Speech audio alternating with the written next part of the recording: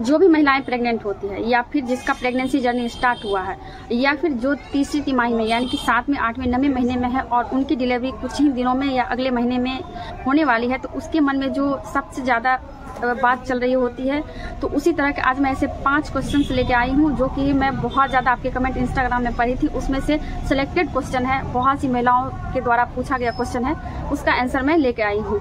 तो ये वीडियो बहुत ही इंफॉर्मेटिव होने वाली है। पहला क्वेश्चन है, इंटरनल चेकअप क्यों होता है, क्या इसमें दर्द होता है?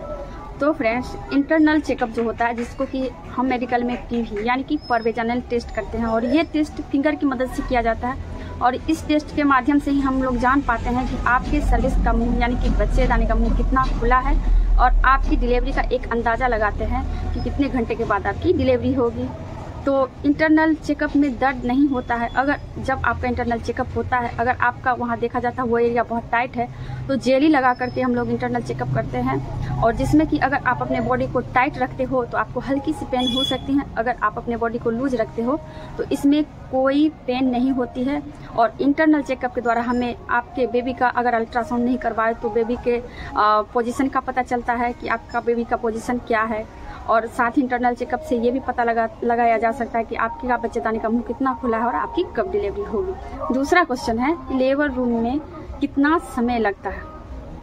बहुत ही सिंपल है, लेकिन सोचने वाली बात है कि हर महिला को ये जानने की क्यूरियोसिटी रहती है कि जब हमको लेबर पेन हो तो मुझे डिलीवरी रूम में कितना देर रहना पड़ेगा, क्योंकि अगर आपकी डिलीवरी हो भी जाती है, अगर बगल वाले टेबल पर दूसरे की डिलीवरी हो रही होती है तो उसको देख के भी आपको बेचैनी सी हो जाती है।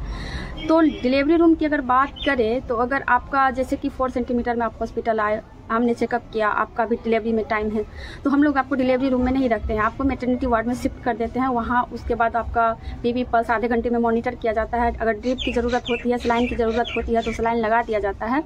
उसके बाद जब आपका 10 सेंटीमीटर या फिर 4 फिंगर हो जाती है तो उसके बाद आपको देखते हैं दर्द बहुत है तो डिलीवरी टेबल पर लेटाते हैं, डिलीवरी रूम में लाते हैं।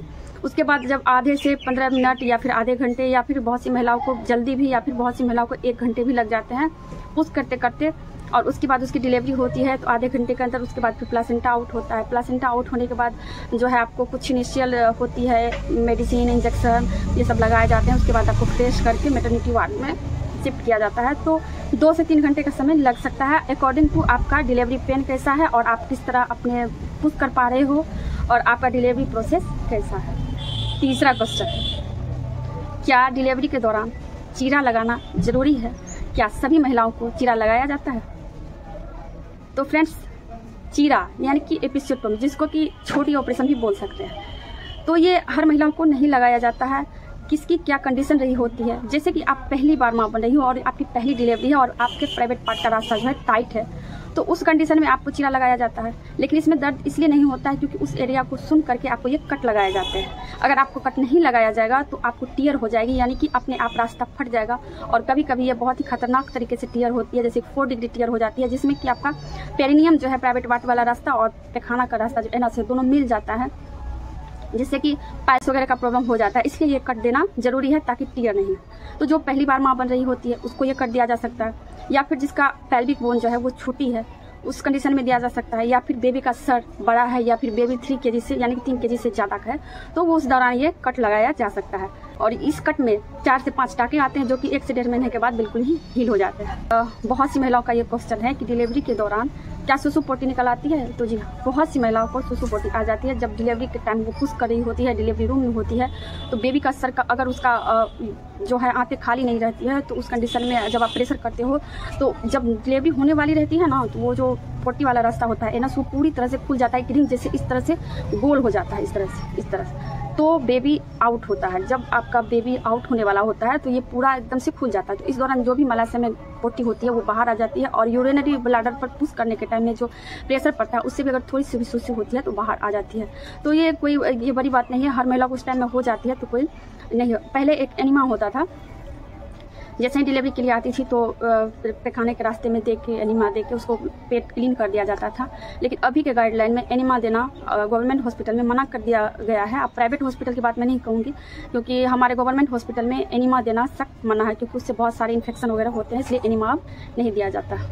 अगला क्वेश्चन है जो सबसे ज़्यादा पूछा गया है मेरे इंस्टाग्राम पे भी, यूट्यूब पर भी, कि डिलीवरी डेट अगर निकल गई है, यानी कि आपका जो EDD है, एक्सपेक्टेड डेट ऑफ डिलीवरी, जो निकल गई है, तो ऐसे में क्या करना चाहिए? घर पर बैठना चाहिए या फिर एडमिट होना चाहिए? तो फ्रेंड्स, इसमें मैं यही कहूँगी, जो डिलीवरी का जो EDD होती है, जो कि लास्ट माहवारी से आपका निकाला जाता है, वो 9 महीने और 7 दिन को जोड़ के निकाला जाता है, जो कि 40 सप्ताह की होती है।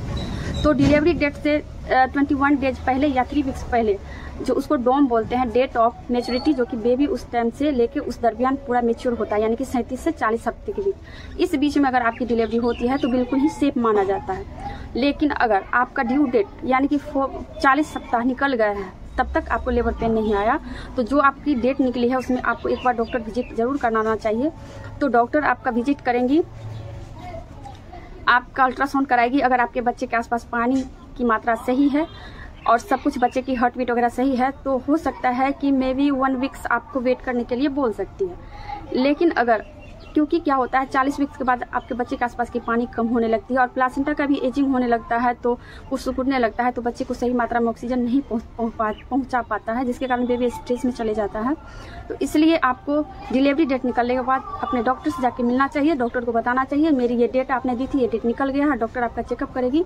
अगर आपको डॉक्टर सलाह दे रही है आप 1 वीक और वेट कर सकते हो नेचुरल लेबर पेन का, तो आपको इंतजार करना चाहिए। अगर डॉक्टर आपको बोल रही है आपको नहीं इंतजार करना चाहिए, तो आप आर्टिफिशियल पेन इंड्यूस करवा के अपनी डिलीवरी करवा सकते हो।